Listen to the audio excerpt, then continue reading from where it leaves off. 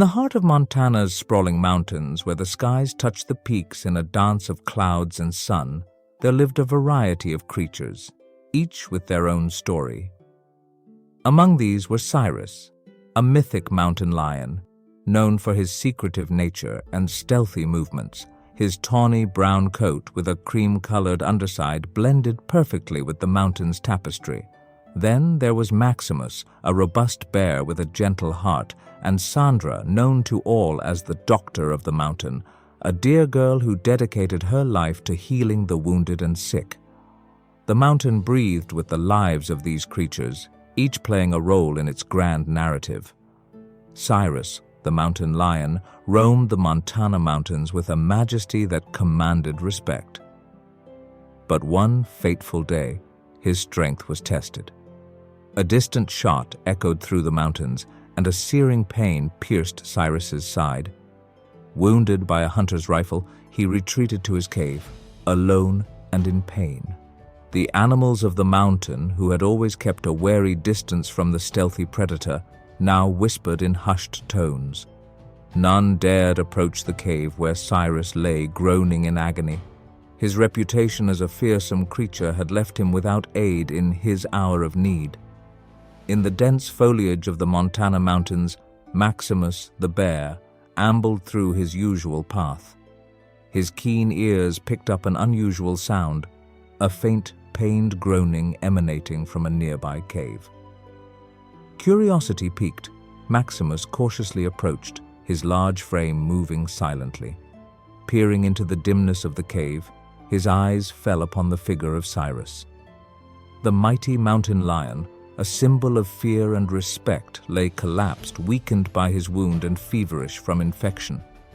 Maximus, though aware of Cyrus's fearsome reputation, felt a surge of compassion. He knew he couldn't leave Cyrus in this state. Remembering the healing hands of Sandra, the mountain's doctor, Maximus made a decision. With a determined heart, he set off to find her, hoping she could mend what nature and circumstance had broken. Maximus hastened through the forest, his mind set on a singular goal: to bring Sandra to Cyrus. Sandra, with her gentle demeanor and skilled hands, had earned the trust of all creatures in the mountains.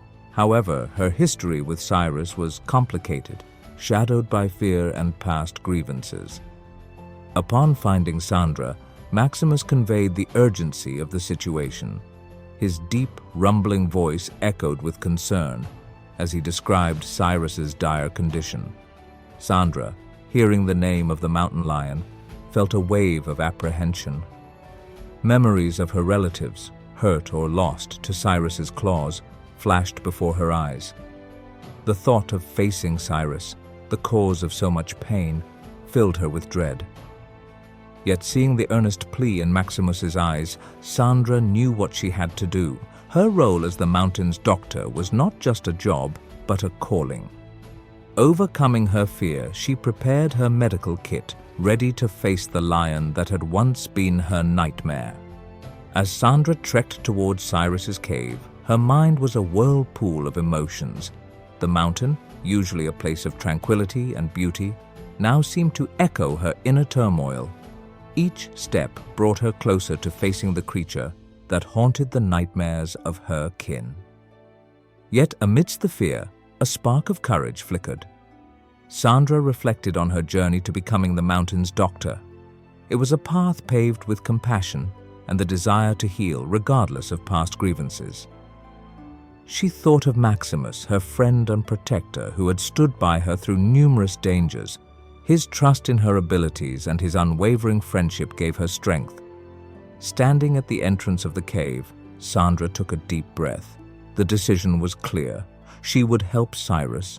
In that moment, she transcended her fear, driven by her duty to heal and the unwavering bond of friendship she shared with Maximus.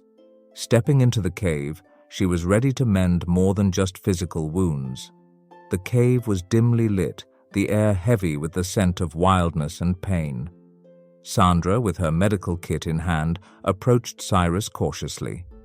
The sight of the mighty lion, now vulnerable and weakened, stirred a sense of empathy within her. Cyrus, sensing her presence, tried to rise. a low growl escaping his throat, but pain forced him back down. Under Maximus's watchful gaze, Sandra began her work. She cleaned and stitched Cyrus's wound with steady hands, her professional calm overriding her fear. Cyrus, despite his pain, remained still, a silent understanding forming between the healer and the wounded. Maximus, meanwhile, took it upon himself to care for Cyrus. He brought fresh water and food, keeping a vigilant eye for any threats. Each day, as Sandra treated Cyrus's wound and administered medicine, the atmosphere in the cave shifted subtly.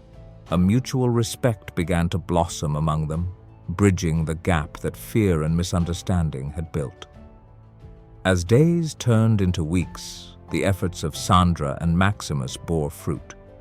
Cyrus's strength returned, and with it, a new light in his eyes. The once fearsome mountain lion, known for his solitary and stealthy nature, found solace in the kindness he had been shown. One crisp morning, as the sun cast golden rays into the cave, Cyrus stood up. His wound healed,